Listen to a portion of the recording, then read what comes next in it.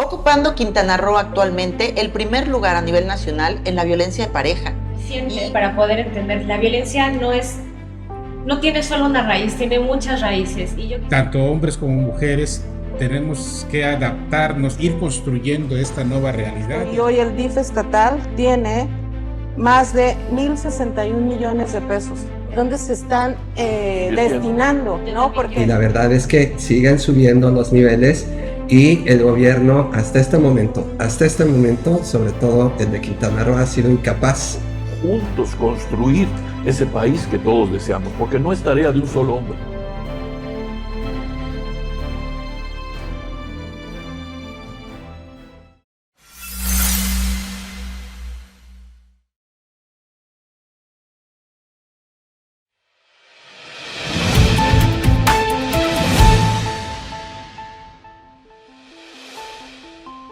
Bienvenidas y bienvenidos, te saluda Janet Saldo. Estos son Los Otros Datos, una producción de Producciones Veraz dirigida por Víctor Vera en alianza con Nedly Silva de Click Noticias. Bienvenida, Nedly. Gracias, muy buenas tardes. Julio César Silva de Palco Quintanarroense. Bienvenido, Julio. Muchas gracias, Janet. ¿Qué tal? César Muñoz de Ruptura 360. Bienvenido, César. Janet, muchas gracias. Gracias a todos. Y el analista exclusivo de Veraz MX, Augusto Bojorquez. Bienvenido. Buenos días a todos. Teniendo este día como invitada a Silvia Chuk de la Asociación Gobernanza MX para poner sobre la mesa los otros datos de la violencia intrafamiliar y las políticas públicas.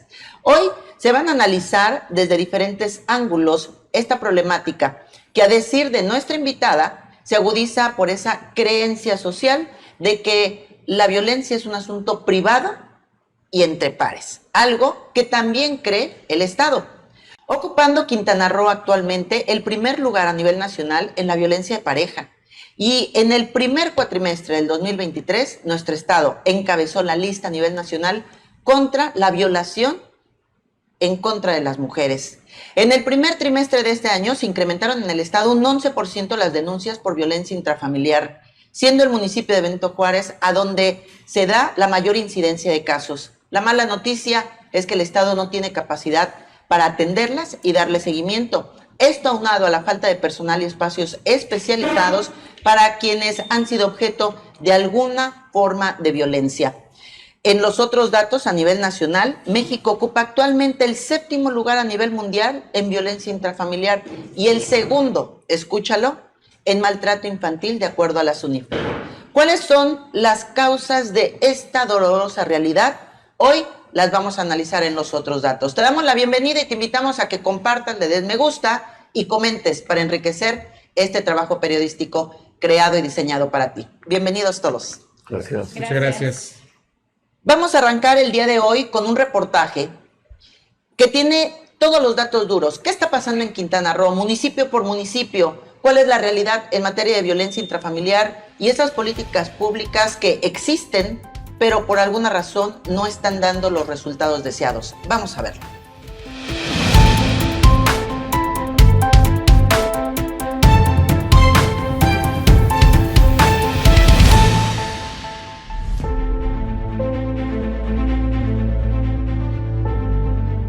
La violencia familiar es un problema social que continúa en aumento a pesar de los esfuerzos de diversas instituciones públicas en Quintana Roo.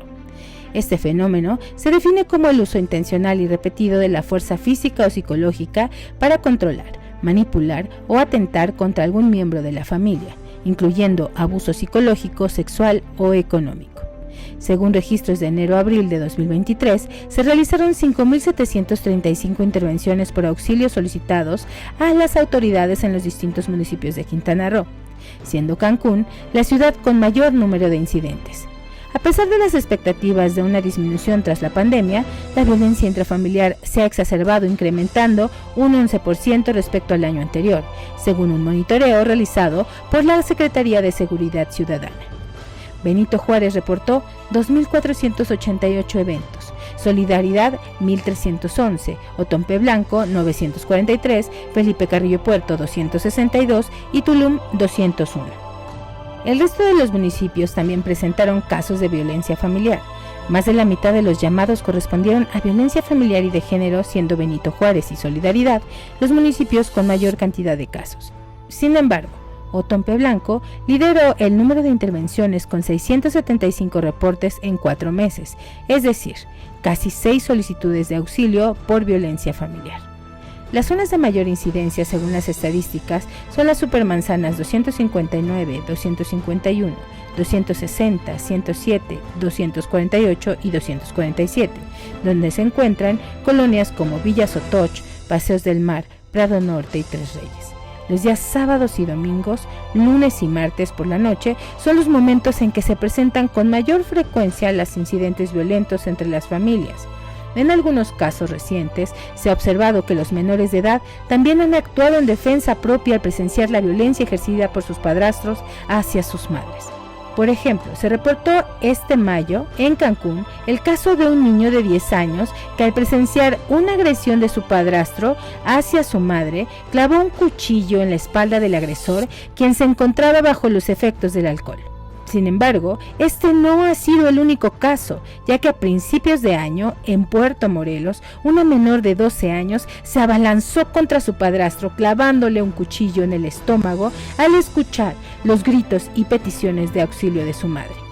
Los expertos en psicología destacan que además de vulnerar los derechos de las mujeres y los niños a vivir libres de violencia, los daños psicológicos son significativos. Los niños que presencian violencia familiar pueden experimentar problemas como angustia, ansiedad, dolores de cabeza, de estómago, descontrol de esfínteres, dificultades para dormir y cambios de humor. Los adolescentes, por su parte, pueden manifestar agresividad, violencia, desobediencia, cuestionamiento de la autoridad, ausentismo escolar y consumo de sustancias. Estudios realizados por el Royal College en el Reino Unido indican que los niños y las niñas que viven en hogares violentos tienen más probabilidades de convertirse en agresores o víctimas de abusos en el futuro.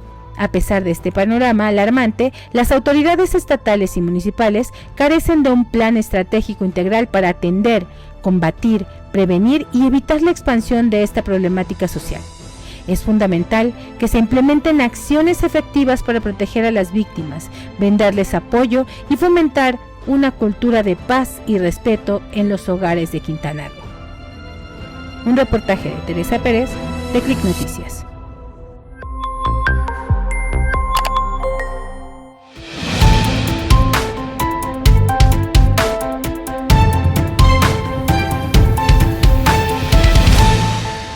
Antes de empezar este programa, les preguntaba aquí a todos los presentes, ¿han sido objeto de violencia? Y prácticamente todos coincidimos en que sí. En alguna forma hemos padecido la violencia intrafamiliar, fuera en la infancia, en la juventud, en la vida ya madura.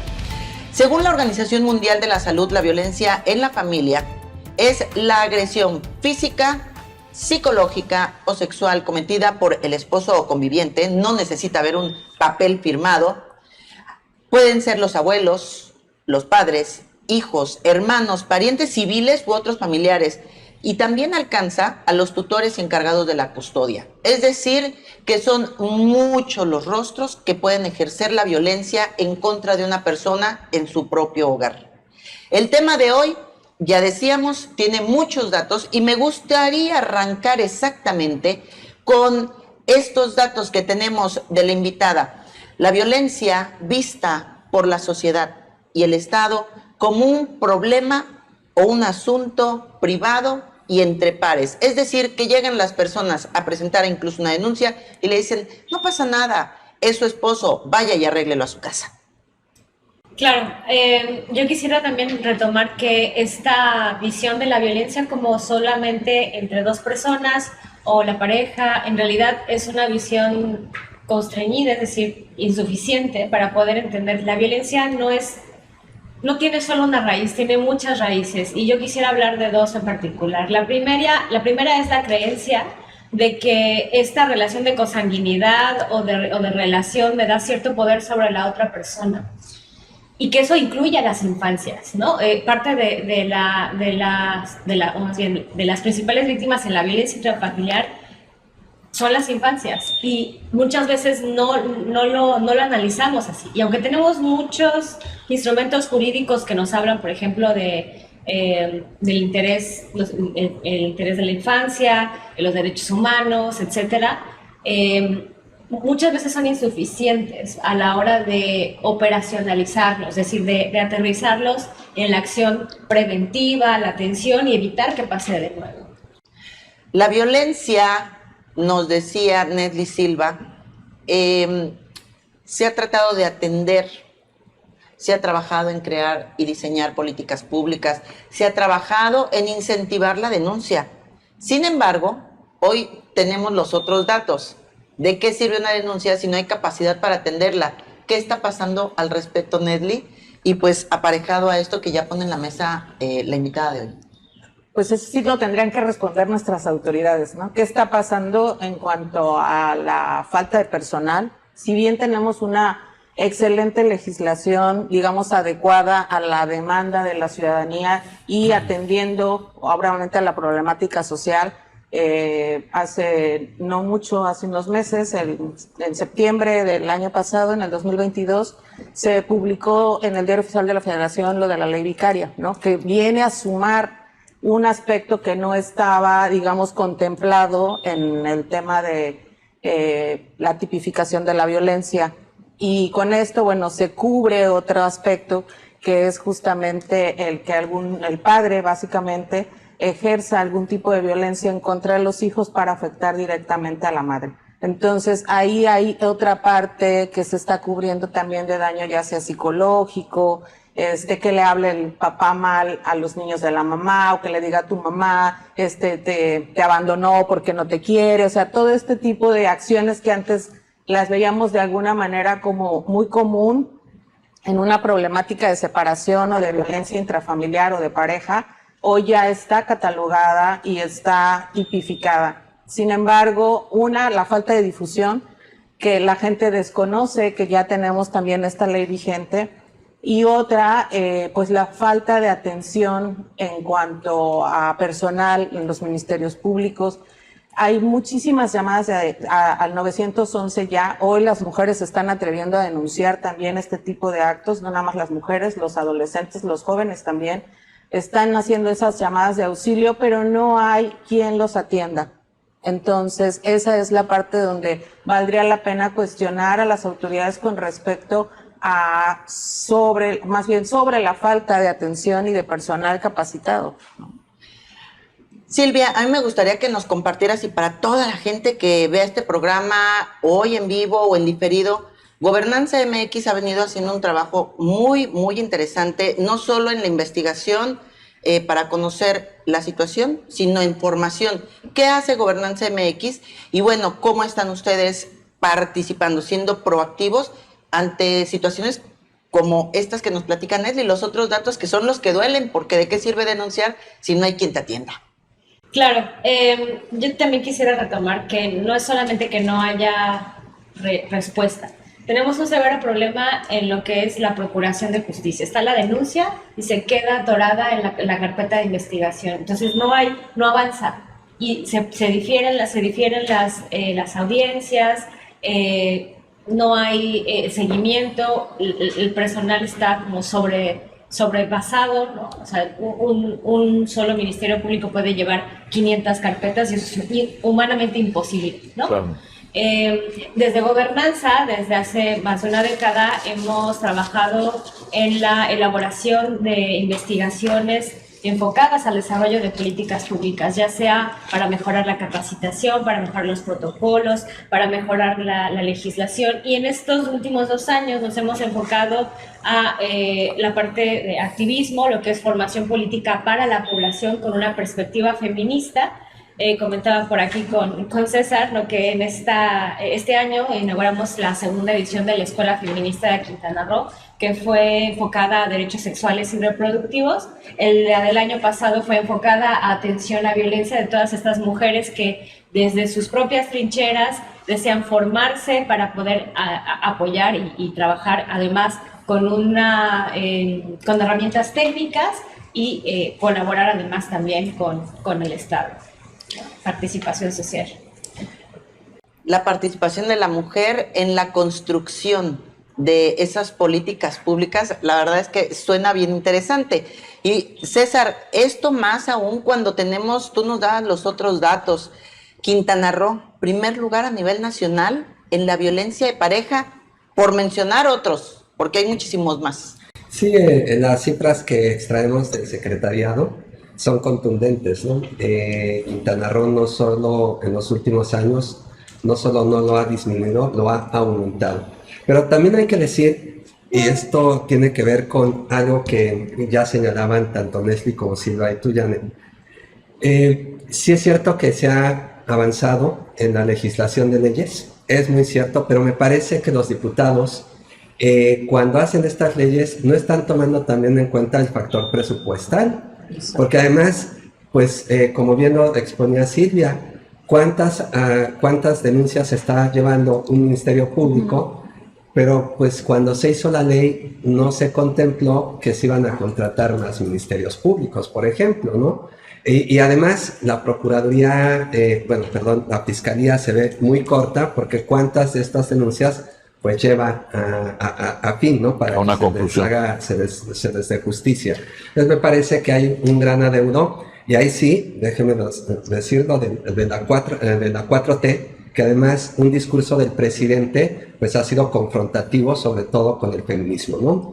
Pero no hay que ver tampoco estas banderas como solo una bandera feminista, es una bandera de toda la sociedad. Y ahí también una crítica del gobierno de López Obrador hacia las organizaciones de la sociedad civil, que como las de Silvia, están supliendo estos espacios que las autoridades prácticamente no están llenando. Dar estos cursos que le tocaría a la autoridad, por ejemplo, a la autoridad de salud o a la autoridad de cuestión social, que no lo están haciendo porque no hay presupuestos. Y que además tenemos un aparato gubernamental en donde están las dependencias, ¿no? Tenemos al DIF estatal, a los DIF municipal, al Instituto Quintanarroense de la Mujer del Estado, a los institutos municipales de la mujer, hay una serie de instituciones, bueno, el GEAVI que hace otra parte, esa es la de atención directa ya a la violencia, y la verdad también decir, ¿no? Que hay muchas veces que la gente que está en la parte operativa, porque a mí me ha tocado y he tenido el gusto de trabajar con la gente que está ahí, con los psicólogos, con los que van y atienden estos llamados, es gente súper comprometida, ¿eh? Es gente que de verdad ama lo que hace y es su trabajo, independientemente del sueldo que reciban, están muchos ahí, la mayoría, por esa necesidad y esas ganas de querer ayudar. Sin embargo, el problema viene, como siempre, de los regidores que no le dan el presupuesto, por ejemplo, a una dirección como el GEAVI, que apenas fue creada hace como 2 años, fue ya realmente convertida en una dirección, porque antes era una unidad operativa ahí que dependía directamente de seguridad pública y de prevención del delito, si no mal recuerdo. Y entonces, el tema es como bien dices, hay una serie de instituciones que están justamente creadas según para atender, pero no hay presupuesto, no hay personal. Va la gente a buscar las terapias o en busca de ayuda psicológica o de asesoría legal y no hay abogados, no hay psicólogos o te dan las cintas hasta dentro de 3 o 4 meses, ¿no? Y esto, se convierte en un auténtico círculo vicioso. Porque, como decía Silvia, si no hay avances en los procedimientos, en los procesos, pues normalmente los denunciantes se desalientan, ¿no? Y dicen, no, pues ya para qué voy, claro. ¿No? ¿Para qué me presento? Gasto más yendo. Piensan que es una pérdida de tiempo y mucha gente lo piensa así, hay que decirlo con esa claridad.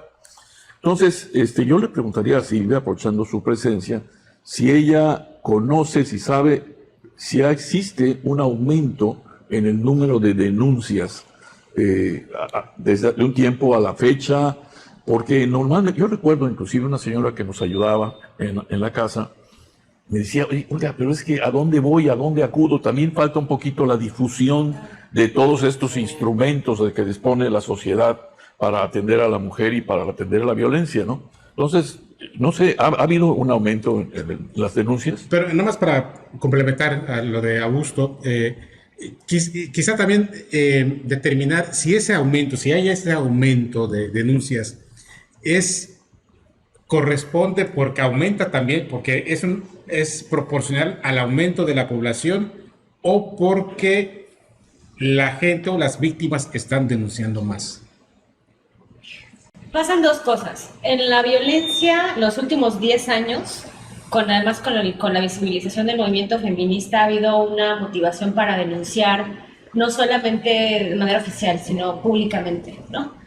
Pero también una de las cosas que ha hecho el movimiento es evidenciar que la violencia ha ido en aumento digamos, en el tipo, ¿no? O sea, ya no solamente encontramos al cuerpo asesinado, ¿no? Ahora encontramos al cuerpo mutilado, violado, cercenado, quemado en la vía pública con su ropa interior. ¿Sí me explico? Sí. Entonces, eso además es un sello, además del tipo de violencia que estamos viviendo. Y efectivamente las cifras nos dicen que ha ido en aumento. La pandemia fue tremenda para el tema de violencia, porque no solamente, ya lo vimos en la violencia intrafamiliar, en general la violencia feminicida, quienes agreden son el círculo cercano de las mujeres, ¿no? Sus parejas, sus padres, sus abuelos, tíos, etcétera, ¿no? Entonces, al estar encerrados, o sea, estar en confinamiento, la violencia se vuelve 24/7. Y en ese momento la atención estaba enfocada a la emergencia sanitaria, entonces dejó de haber muchos otros servicios, ¿no? Entonces todo eso fue registrado. De hecho, parte del trabajo de sociedad civil fue justo documentar esta parte, ¿no? Que también se llamaba Otros Datos, un hashtag se llamaba Otros Datos. Nosotras tenemos otros datos. Entonces, claro, ¿no? Decir que estamos viviendo una crisis de derechos humanos y de violencia es totalmente cierta, ¿no? Y que además carecemos de la infraestructura organizada para responder a eso, ¿no? O sea, esa es como la verdadera crisis, ¿no? Pero bueno. Sí, porque las instituciones existen. Hablabas de derechos humanos, existe la Comisión de Derechos Humanos, existe la legislación, también apenas creo que ayer o antier en el Congreso acaba de aprobar otro cambio ahí para beneficiar a los niños, a los adolescentes, para protegerlos más según se difundió. Pero lo que no hay es lo que decía Nestlé hace un ratito, estamos, diría yo, sobre legislados, hay las instituciones, pero no hay el presupuesto, no hay el personal especializado. En el sexenio pasado, por ejemplo, para atender un tema muy específico que tenía que ver con una acción relacionada para atender la alerta de género de la que Quintana Roo o varios municipios de Quintana Roo siguen estando. Desde Carlos Joaquín. Desde Carlos Joaquín, sí. Se estableció o se difundió el establecimiento de centros de justicia para la mujer. Pero que centros de justicia, me dicen quienes están relacionados con el tema, es un nombre rimbombante solamente, porque en realidad es un cuartito sin nada más, en el mejor de los casos, ¿no? Y entonces me parece que de alguna manera se pretende resolver un asunto grave legislando y mediatizando, es decir, legislando y presumiendo algo que en realidad no se está haciendo. Claro. Híjole, el tema resulta bien escabroso cuando lo planteas así, porque cuando hay todo un aparato gubernamental, hay poderes que te dicen estamos trabajando, y aparte es el discurso para erradicar la violencia, y ves esto, te hace un contrasentido que deja en desprotección a las personas. Vamos a ir a un corte, vamos a una entrevista para que conozcamos más respecto al tema, y al regresar vamos a platicar qué triste que el hogar, que sería el espacio de seguridad vital para cualquier persona, se convierta en el más inseguro. Esto lo vimos en la pandemia, ya nos decía Silvia, cuando se detonó la violencia exponencialmente. Y pues, ¿cuál es la problemática? ¿La violencia está fuera o está dentro? ¿La llevamos de la calle a las casas o de las casas nos la llevamos para afuera? Al final ya nos platicará Augusto más adelante, pues tenemos el segundo lugar a nivel mundial de violencia intrafamiliar en contra de los menores, según datos de la UNICEF. Y pues esto resulta alarmante considerando que el día de mañana ellos van a tener sus propios hogares y qué va a pasar en esta sociedad mexicana ya tan adolorida. Vamos a la entrevista y continuamos con más.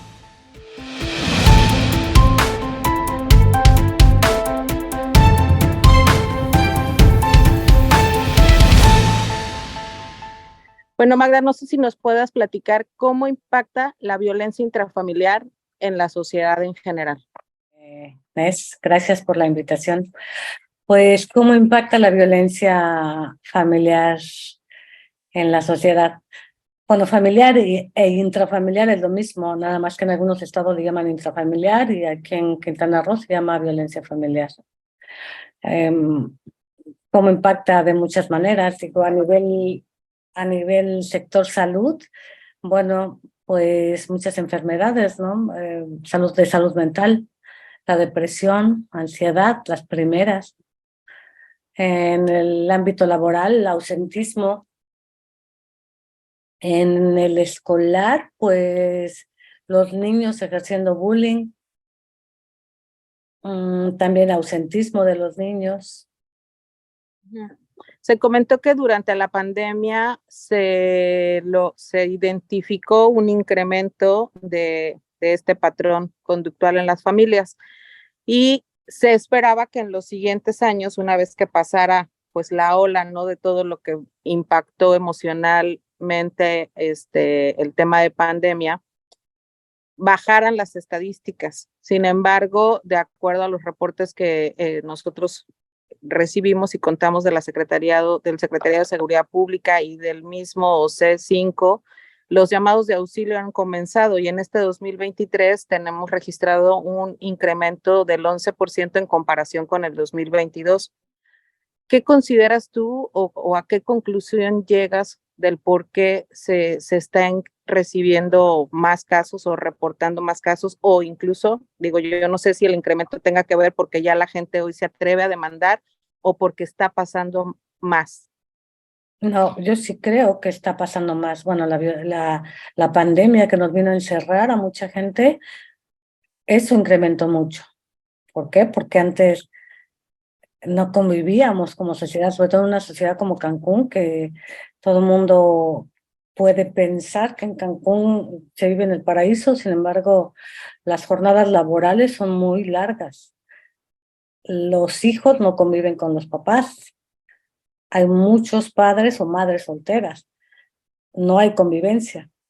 En el momento que empezó la convivencia, 24/7, y en espacios muy pequeños, muchas de las veces, obviamente ahí se incrementó la violencia, ¿no?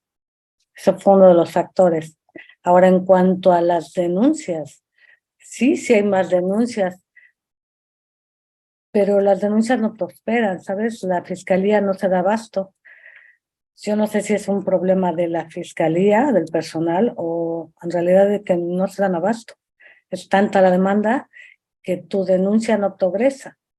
Tú denuncias hoy y tienes que, para hacer una denuncia de violencia familiar, 8 horas, 9 horas mínimo, y probablemente mañana tengas que regresar o la semana que entra otra vez para seguir con el mismo trámite de violencia familiar. Y tu carpeta no se mueve en meses.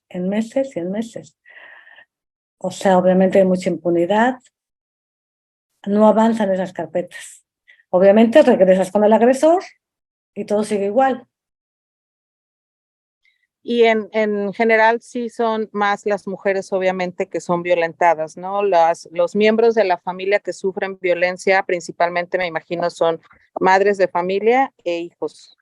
Madres y niñas y niños, sí.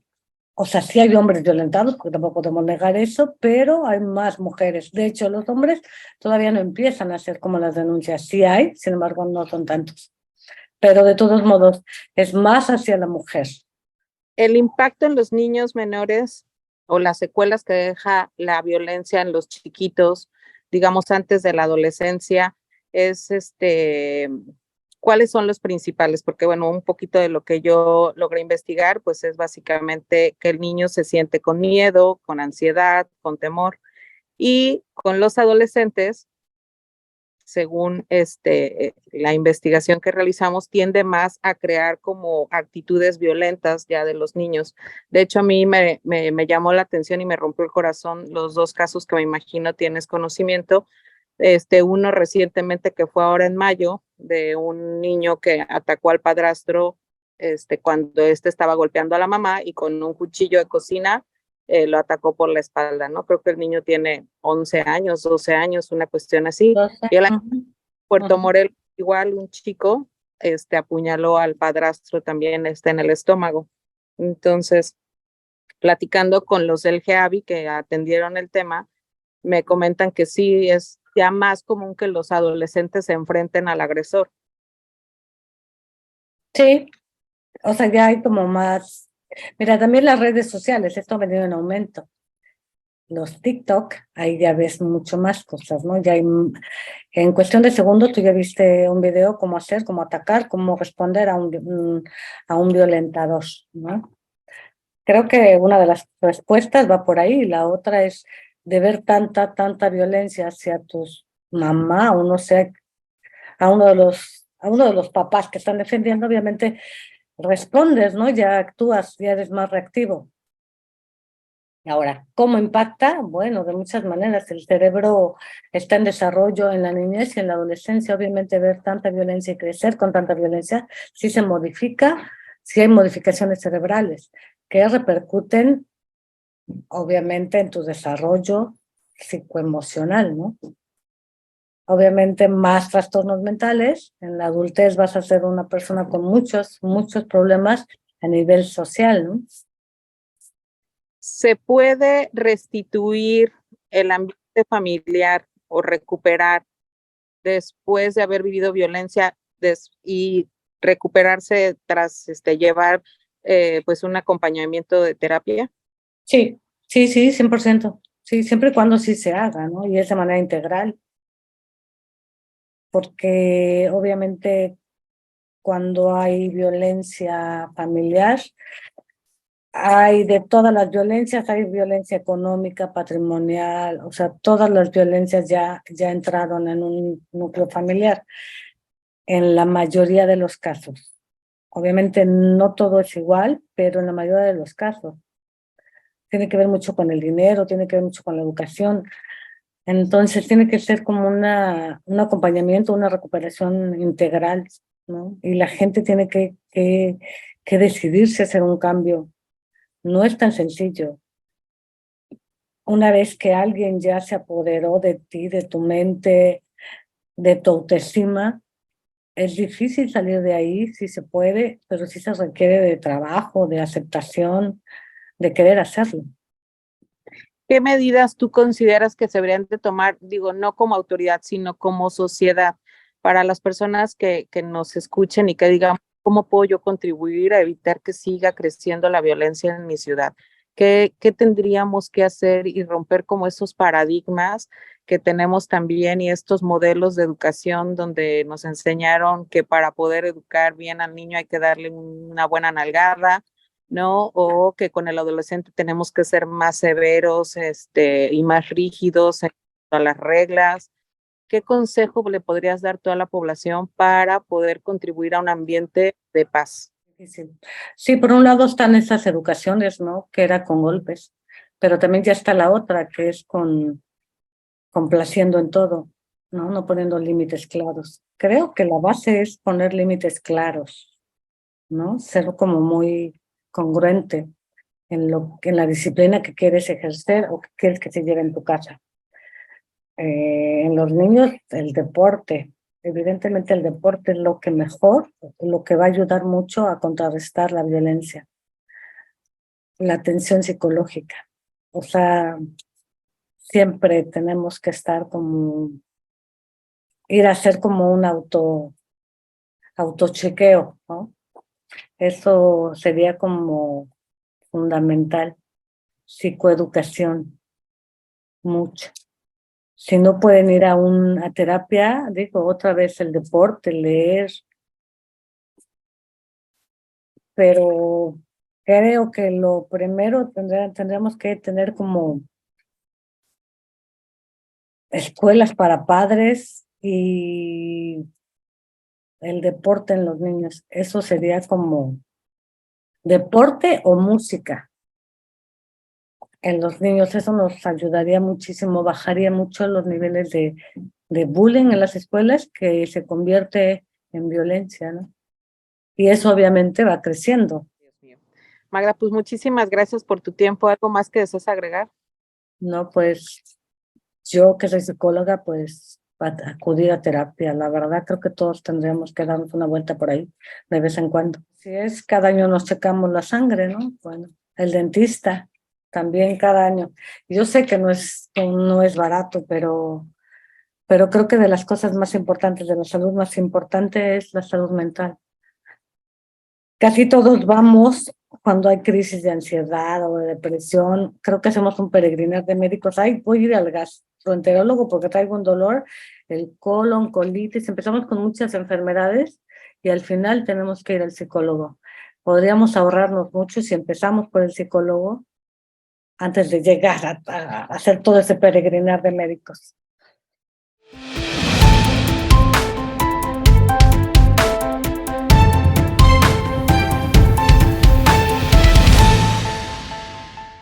Regresamos a los otros datos, una producción de Producciones Veraz en alianza con Click Noticias, Ruptura 360, Palco Quintanarroense. Hoy con una invitada muy especial, Silvia Chuk, de Gobernanza MX, hablando de la violencia intrafamiliar y las políticas públicas. Antes de irnos al corte, poníamos en la mesa los otros datos.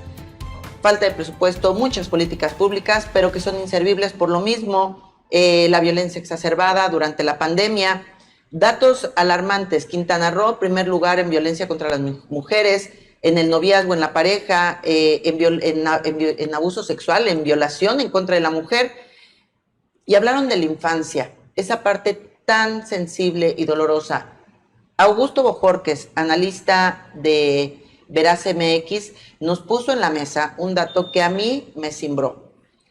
A nivel mundial, México ocupa el 7º lugar en violencia intrafamiliar. Son muchos países. El 7º está pésimo. Pero aún estamos peor cuando se trata de proteger y resguardar a los niños. Es el 2º lugar a nivel mundial, de acuerdo a datos de la UNICEF, nuestro país en la violencia infantil. Augusto, compártenos esos otros datos, pero además, ¿cuáles son las raíces que dicen que tiene esta historia tan triste que están padeciendo los niños, niñas y adolescentes en nuestro país? Claro. Bueno, primero hay que dar un dato. Las cifras se mueven constantemente, pero hay un dato muy revelador. Cada día, con datos oficiales, mueren entre 3 y 7 menores de edad, niños, niñas o adolescentes, víctimas de violencia intrafamiliar. Este es un dato terrible, escalofriante. ¿Por qué digo que es escalofriante? Pues muy sencillo, porque los niños representan el futuro de este país, ¿no? Y imagínense todas las consecuencias que las tiene esta situación de violencia infantil. Y hay quien dice que la violencia es producto de una situación de evolución cultural, y yo diría que es lo contrario, es un producto de involución cultural. Curiosamente, se habla de que México ocupa el 7º lugar a nivel mundial en temas de violencia intrafamiliar, y se habla los otros países que ocupan los primeros lugares, que son los países de Centroamérica. En primer lugar está Honduras, El Salvador, la isla de República Dominicana y así. Y esto pues me lleva rápidamente a una primera conclusión, que hay una relación directa de la violencia en general, pero muy en particular de la violencia intrafamiliar, con las situaciones de pobreza, marginación, falta de oportunidades, y falta de recursos sobre todo, ¿no? Y esto también se traduce en ignorancia. Y la ignorancia es un factor que genera estas cosas. Yo he estado diciendo constantemente, quizás suena fuerte, que en México, porque hablemos directamente de nuestro país, hace falta una verdadera campaña pública por parte del Estado de salud pública. O sea, sí, claro, y es lo cual resulta difícil. Si de por sí atender temas de salud física se les complica, pues imagínense entrarle al tema de salud pública. Pero ciertamente sería deseable que la Secretaría de Salud pudiese implementar una auténtica campaña de salud pública dirigida al general de la población, porque el daño ya está hecho. El daño hoy ya está hecho. Estamos viendo esos atroces escenarios de cabezas decapitadas aquí en Cancún. Y obviamente estos carniceros, esta gente insensible que puede hacer estas cosas, pues imagínense lo que no hará en sus familias y con sus vecinos. Entonces, ¿dónde se generó este asunto, este producto o subproducto de nuestra sociedad? Pues se generó en un pasado de olvido, de abandono, de marginación, ¿verdad? Y claro, se ha ido acentuando con el paso de los años. Hoy hay que decirlo también, tampoco este gobierno ha sabido atender no solo las causas, sino también no ha sabido dar todavía una respuesta a un tema tan delicado, tan complejo, tan difícil y tan preocupante como el que estamos abordando hoy. Y también hay que decirlo, ¿no? También la violencia es parte de nuestra cultura. O sea, por años crecimos los mexicanos con la cultura de la chancla. Lo veíamos muy normal. Todavía los 10 de mayo se hacen muchísimos memes con respecto a las nalgadas o a los chanclazos que recibíamos por parte de la mamá, del papá. Y eso yo creo que hay que empezar a cambiar. O sea, dejar de reírnos de eso, dejar de verlo como la anécdota de gracias a esos chanclazos soy lo que soy, porque aparte muchos le justifican a los padres ya en la edad adulta de que era lo que sabían o así lo educaron a él o mi bisabuelito, mi abuelito. Entonces traemos esta cultura de la violencia ejercida en el hogar desde una perspectiva también formativa, educativa. Y entonces ir cambiando esta cultura en las nuevas generaciones de los padres, donde tengamos que aprender a escuchar a nuestros hijos, a dialogar con ellos, evitar todo tipo de violencia, porque hasta un grito, hay muchos papás que si bien ya no pegan, ya no sacan el cinturón, la chancla o el cable de la plancha, la violencia se sigue ejerciendo desde el punto de vista del maltrato, ¿no? De la humillación, de los gritos, de sobajarlos delante de los compañeros, de los amiguitos, que llega el papá y grita y maltrata al niño y le regaña muy fuertemente. Eso es violencia. Totalmente. Y eso se va generando en el niño también o en el adolescente, pues un resentimiento y un enojo. Y de ahí se va desatando también toda esta situación que desgraciadamente vivimos hoy en día. A mí me gustaría preguntarle a nuestra entrevistada y ustedes como periodistas, desde los otros datos, ¿qué tanto, Silvia, influye en la violencia que actualmente hay en nuestros hogares? Porque pues prácticamente son todos de una forma o de otra. Ya vimos que tiene muchos rostros quien la puede ejercer y hay muchos matices. Puede ser económica, psicológica, sexual, afectiva. ¿Qué tanto tiene que ver lo que vemos en la red, lo que vemos en los medios, la misma música? Yo le decía, soy mamá de una joven de 19 años y le decía el otro día, las mujeres que lucharon por los derechos y la libertad femenina han de estar torciéndose en sus tumbas cuando ustedes mismas hoy son las que vienen y dicen y aplaudan un perreo. Esas canciones y esas letras que hablan de cosificar y humillar tan feo a la mujer. ¿Qué tanto esos factores externos hoy están repercutiendo en la violencia que vemos en nuestras casas? Silvia, ¿hay relación o no? Sí, por supuesto que hay relación, pero quizá no del modo que quisiéramos o que lógicamente pensaríamos. En el feminismo tenemos un dicho que dice, si no puedo bailar, no es mi revolución. Yo creo que justamente la expresión del cuerpo es una cosa que se tiene que reivindicar. Creo yo también que lo que sucede en la violencia es que Marcela Lagarde decía que en la violencia feminicida hay 3 ejecutores.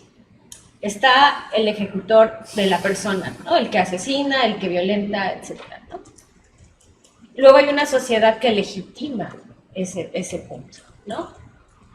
Es decir, que lo apoya, que lo dice, o que lo oculta, o que, por ejemplo, aquí hablaba desde sobre la chancla, ¿no? Podríamos hablar de los padres ausentes, por ejemplo, ¿no? Ese es todo un tema del que poco se está hablando. Justo esta semana va a haber una manifestación sobre padres deudores, ¿no? Por ejemplo, ¿no? La legislación en ese tipo. O sea, el tema de los cuidados es un tema... La pandemia nos lo vomitó, o sea, nos dijo, nos tenemos que hacer cargo de los cuidados y basta de padres deudores y de ausencia, ¿no?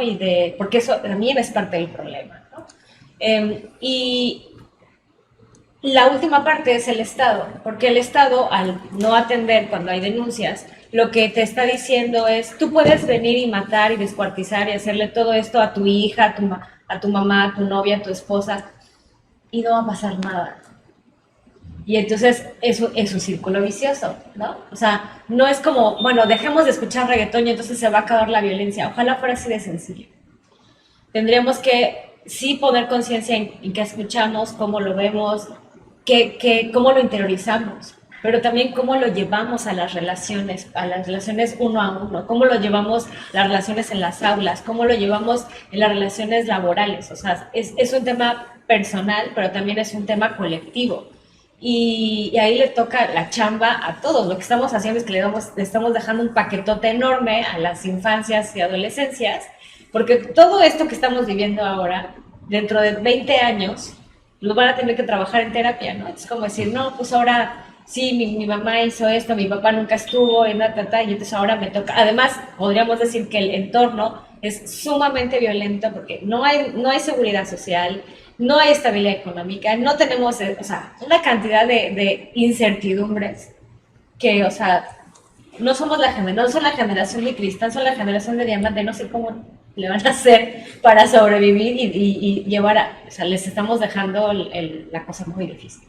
Y aún así están reivindicando el derecho a querer vivir felices. O sea, eso me parece brutal. Claro. O sea, es como, sí voy a seguir aquí y mi venganza es seguir siendo, o sea, ser feliz. Entonces, es brutal. Hay dos cosas que toca Silvia con bastante acierto y es, por ejemplo, esta visión de la música, ¿no? Que incluso se está debatiendo hoy, ¿no? Entre los legisladores y entre ayuntamientos, si la permiten, si no la permiten, eliminando que las personas que la consumen pues también son personas conscientes, ¿no? En el sentido de que ellos deciden hasta dónde y hasta qué sí y hasta qué no, como nos pasó en nuestra época con el rock and roll, como nos pasó en la época con el punk, etcétera, etcétera, ¿no? Y me parece que hoy veo precisamente nos convertimos en reaccionarios. Claro. Lo que criticábamos antes, ahora nos convertimos en eso. Entonces, habría que poner como un poco de serenidad, ¿no? En esa parte, porque quienes consumen este tipo de música, pues hay que darles un poco de crédito, ¿no? En esa individualidad, por un lado. Por el otro, la cuestión del rol de la familia. ¿Qué tanto ha cambiado este rol de la familia? ¿Cómo se ha modificado? Ya Engels, Federico Engels, socialista que no comunista, ¿no? Para que no se confundan, ¿no? Él había escrito hace mucho un libro, hace muchísimo tiempo, El origen de la familia, la propiedad privada y el Estado, donde fundamentaba prácticamente lo importante que es el núcleo familiar como fundamento de un Estado robusto y fuerte, ¿no? Y hacía toda una historia, una génesis desde la Edad Media hasta la edad de la época industrializadora que le tocó a él y a Carlos Marx. Ahora, veamos esta parte de la evolución de las familias en México, ¿no? De donde venimos de un México profundamente nacionalista y revolucionario, ¿no? Con sus usos y costumbres que tenemos, porque también tenemos esta diversidad, ¿no? Que nos puede parecer abominable, pero son usos y costumbres que ya se están modificando también, afortunadamente, en algunos casos. Este núcleo familiar que prácticamente se está desintegrando, pues por cuestiones económicas y por cuestiones de cómo han llevado las autoridades y los partidos este país. Básicamente, en nuestra generación en los 60, pues todavía la mamá se dedicaba al hogar, que no estoy diciendo que eso sea lo mejor, ¿no? Claro, pero se dedicaba al hogar, el papá pues era el proveedor, Pero empieza a modificarse esto con las grandes crisis económicas, de las cuales muchos somos hijos, ¿no? Crecimos en esas crisis económicas, y básicamente la mujer con justicia se incorpora a la vida económica del país, lo que rompe prácticamente este núcleo familiar de que la mamá es la que educa, el papá es el que provee, etcétera, etcétera. Los roles. Exactamente, estos roles que también eran mal entendidos. Sin embargo, esto que no estoy diciendo que la mamá tiene que estar ahí, porque el papá también tiene que involucrarse y ser responsable, ¿no? Ahora hubo una carga, y con justicia también la mujer se está deshaciendo de esta cuestión, de que pues la mujer se incorporó a la vida laboral, pero también seguía con la carga del trabajo doméstico, ¿no? Que es un trabajar. Entonces, esto no había sido modificado hasta ahora, que esta generación de cristal, una generación antes, los millennials, empiezan a romper con estas estructuras. Hay pues ya jóvenes que no quieren tener hijos, ¿no? Muy respetable en ese sentido. Y este núcleo del Estado que había basado su fuerza en la estructura familiar ya no es más. Prácticamente se ha disuelto. Ahora, no quiero decir que esto esté configurando el actual escenario de violencia que hay. Evidentemente, en este escenario, los hombres hemos tenido que aprender de igualdad, ¿sí? Muchísimo de igualdad, de justicia, como para que nosotros nos integremos a la educación de nuestros hijos, que compartamos el quedarnos con nuestros hijos, por ejemplo, que compartamos pues las actividades caseras también que generalmente se habían destinado a la mujer.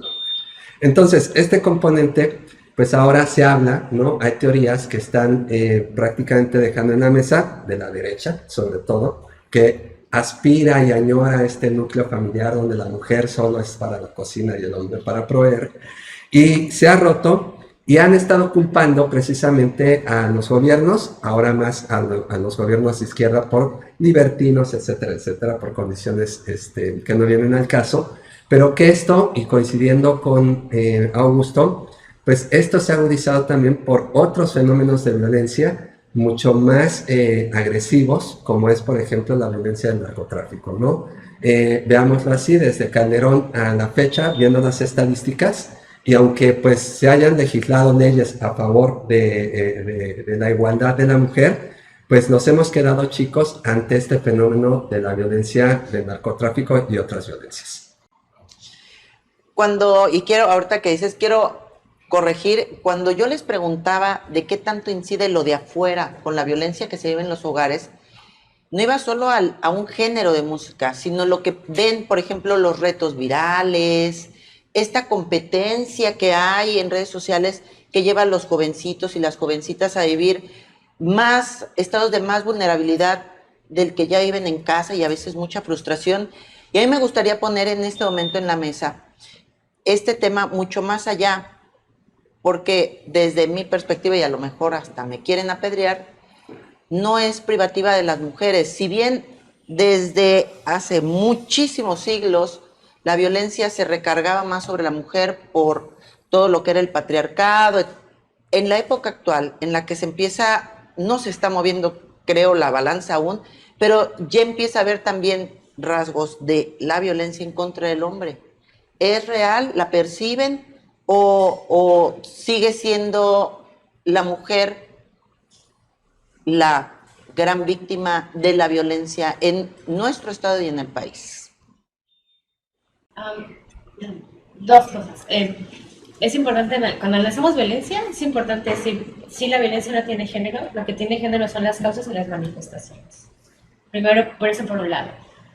De lo que decía César, de retomar a Engels, hay algunas historiadoras que hablan de cómo en los procesos históricos de avance en derechos humanos de las mujeres, lo que se viene es una oleada de violencia contra las mujeres, es como la resistencia, ¿no? O sea, el patriarcado se defiende, ¿no? Y eso es parte de lo que está pasando, ¿no? O sea, en parte de lo que vemos en la escuela feminista, justo es en los últimos 40 años ha habido una revolución de derechos de las mujeres, de las diversidades, de las infancias, o sea, hay un avance enorme, mucho más de lo que hubo 100 años atrás. Y hay un sistema que no le gusta eso, ¿no? Porque está sustentado no solamente en la desigualdad, ¿no? De cuerpos, de roles, de pensamiento, sino que además se manifiesta en el cuerpo de las mujeres, ¿no? Donde se ha aprendido a que alguien puede ser explotado o que se puede dejar explotar, pues en el cuerpo de las mujeres, ¿no? Hay un tema colonial además, ¿no? Nuestra historia en México y toda América Latina es un tema colonial, un genocidio impuesto tremendo, ¿no? Y la añoranza de el viejo esquema pues tiene que ver porque al empezar a cuestionar todo, ¿no? O sea, no solo los roles, sino los cuidados, la diversidad sexual, o sea, y además le atraviesas el tema tecnológico y a nosotros nos parece, pues sí, no vamos a prohibir el internet y que ya no se puedan meter a nada, ¿no? Ojalá así fuera, pero eso no funciona así, ¿no? Bauman decía, vivimos en una sociedad líquida donde todo está a una velocidad impresionante y la capacidad de adaptarse para eso es, a veces es o sea, no, o sea, hay cosas que ni siquiera lo podemos imaginar, ¿no? Y entonces ahí nos toca el reto de reconocer primero que no tenemos todas las respuestas, ¿no? Para empezar, ¿no? Y que en todo caso nos tocará ir probando cosas, nos tocará ir viendo qué puede funcionar, qué no puede funcionar. Y también conocer que a las generaciones a las que les está tocando vivir todo eso también tendrán que adaptarse, o sea, tendrán que nacer y relacionarse, ¿no?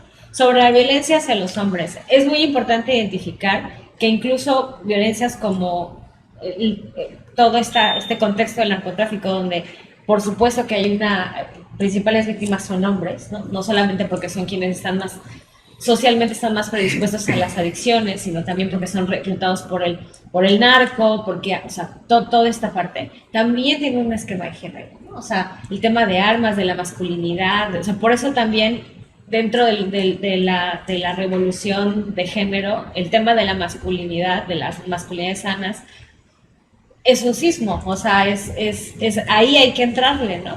Pero meterse con eso es meterle... Eso es un sismo, ¿no? Por supuesto que muchos de los hombres se van a sentir como, no sé, como intimidados en ese sentido, ¿no? Entonces, cuando hablamos de derechos me ven aquí hablando de derechos de las mujeres porque soy una mujer, o sea, porque eso es lo que me atraviesa. Yo no le puedo decir a los compañeros qué les atraviesa, qué les mueve, qué necesitan. Eso les toca a ustedes, compañeros. Y tocará a ustedes responder, y por supuesto que algunas mujeres estaremos aquí para entrarle a eso también, ¿no? Pero cuando nos preguntan, es que ahora qué deberíamos hacer, ¿por qué los hombres? Pues es que esa es chamba de los hombres, les toca a ellos saber cómo abordarlo y cómo, ¿no? Pero, sí, claro, y va no solo el tema del narcotráfico, para mí la violencia también hay hombres que son víctimas de la violencia vicaria, bueno, hay en el hogar, hay tantos matices. La violencia tiene muchos recovecos y es muy dolorosa. Y yo creo que la sociedad en su contexto general está en contacto con ella constantemente. ¿Qué opinas? Sí, bueno, evidentemente, como ya lo planteaba hace rato César, nuestra realidad, la realidad en la que nosotros nos formamos, la que crecimos, nos educamos, pues es totalmente distinta, o se está moviendo, o se ha movido, ¿no? Y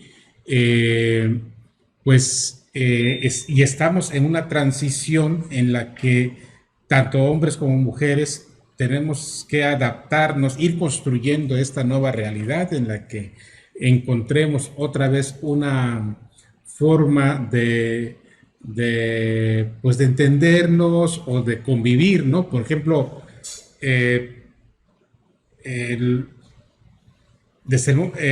un elemento, por ejemplo, tan sencillo, que los piropos están prácticamente ya en desuso o prohibidos, ¿no? O hasta proscritos, ¿no? formaba parte de una realidad en la que incluso la mujer se sentía halagada, pero ahora se siente acosada, ofendida, agredida, ¿no? Que han cambiado los piropos también. Y ha cambiado, sí. Entonces, todo eso forma parte de una transformación que no tiene que ver con la cuarta transformación, pero sí con una transformación en la que estamos desde hace algunos años caminando a trompicones, y que es muy confuso, pero que en algún momento, como ha ocurrido en otras etapas de la humanidad, pues encontraremos el campo despejado para convivir en esa nueva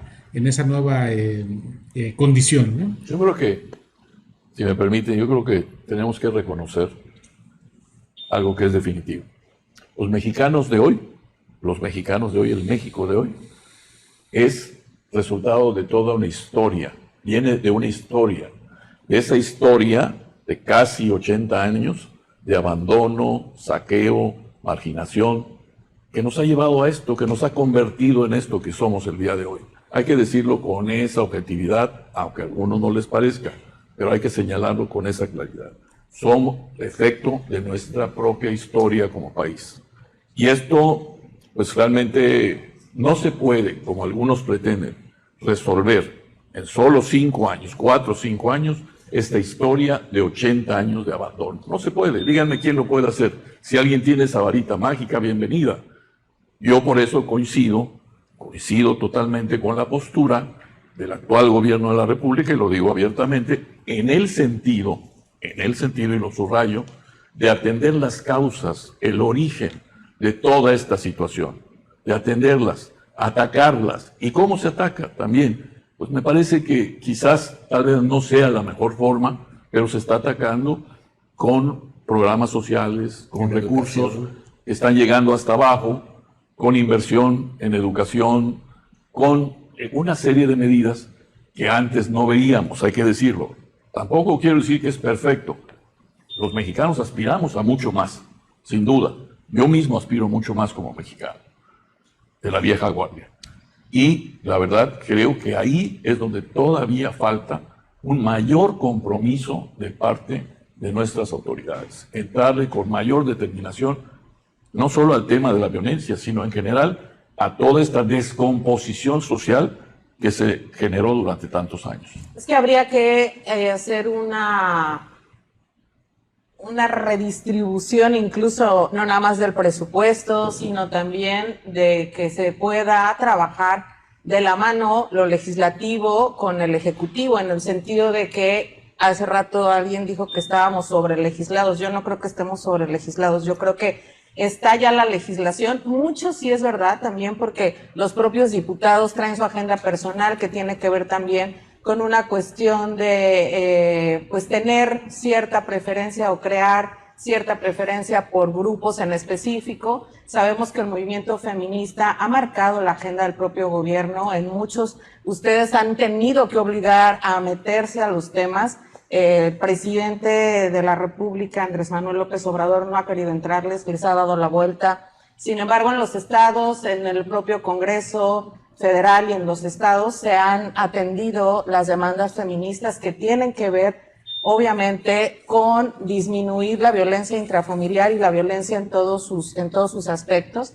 Pero, pues vemos aquí en Quintana Roo en específico que está incrementando, sí, la parte de la denuncia, lo decíamos al principio. Tenemos un avance también en la legislación local, estatal.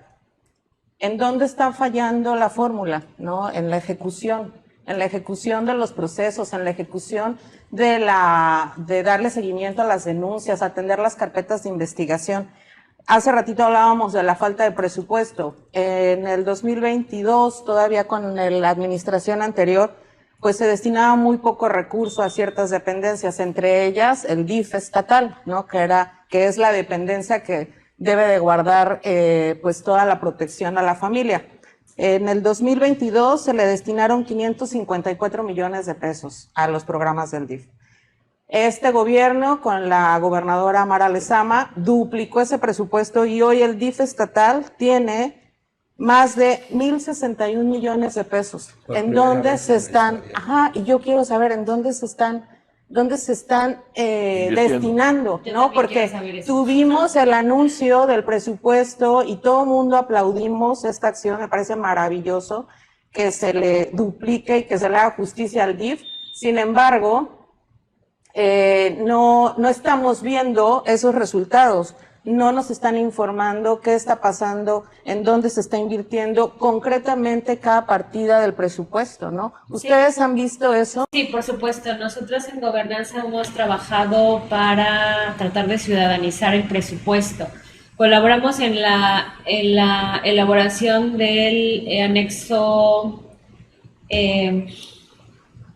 este anexo con anexo presupuestal con perspectiva de género, para que las instancias pudieran catalogar si su presupuesto tenía o no perspectiva de género a partir de una serie de indicadores, porque esto se hacía como muy, pues, si le tocó parte de lo que hice a las mujeres, pues sí tenía perspectiva de género, no había una metodología. Entonces participamos activamente en el desarrollo de una metodología. Y yo diría que en este anuncio se oye muy bonito decir 1.000 millones o X número de millones, pero habría que analizar, y eso sí lo podríamos revisar en cómo está hecho el presupuesto de egresos, en qué partida dentro del DIF se está utilizando, porque si eso si el 60% se va a salarios, habría que ver a qué salario se va. Si se va a mantenimiento, habría que ver en qué parte de mantenimiento. Y si se va a programas, ¿a qué tipo de programas? Porque también habrá que decir que el DIF, como institución, deja mucho que desear desde su construcción, mirando a la familia desde esta visión tradicional de los roles de género, ¿no? Y no siempre poniendo al centro el interés superior de las infancias, ¿no? Y ahí tendríamos que hablar de cómo se articula con el CIPINA, que es el sistema de niñas y niños. Sí, de protección. Bueno, pues estamos llegando al final de este programa. Se han logrado avances, no los suficientes, no los deseados, pero a mí me gustaría que llegáramos a este punto de conclusiones y bueno, empezando con la mujer Nesli, ¿qué nos puedes decir? ¿Con qué te quedas de todos los otros datos que ponen ustedes sobre la mesa y lo que pone sobre la mesa también nuestra invitada que siempre pues amplía el panorama respecto a la situación? Pues yo creo que es seguir desde el lado de los medios, ¿no?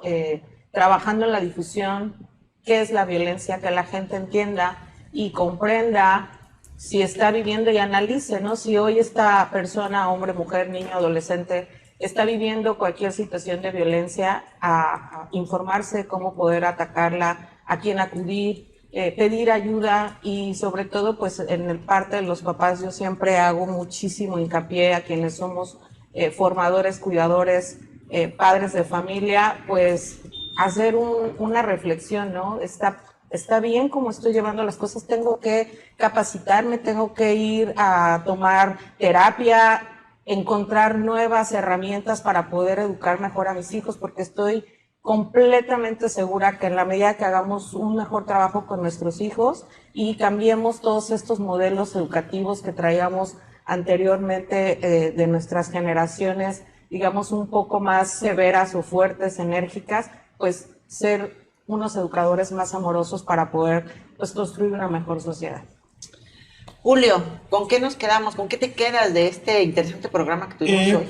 Pues un comentario en general, de la manera de conclusión, que dentro de esta transformación, que no tiene que ver con la cuarta transformación, insisto, que estamos viviendo, pues hay estas cosas contradictorias, ¿no? Por un lado, hay ideas o hay propuestas para liberar ciertas drogas, y por otro está esta decisión de prohibir ciertas músicas o ciertos géneros musicales, ¿no? Entonces ahí liberas por un lado y censuras por otro, ¿no? Entonces estamos en eso, ¿no? Y que describe de alguna manera o que se inserta dentro de esta mare magnum que estamos viviendo y que, insisto, son esos, en algún momento se van a sentar las cosas y veremos de manera más clara, un cielo más despejado, ¿no? César.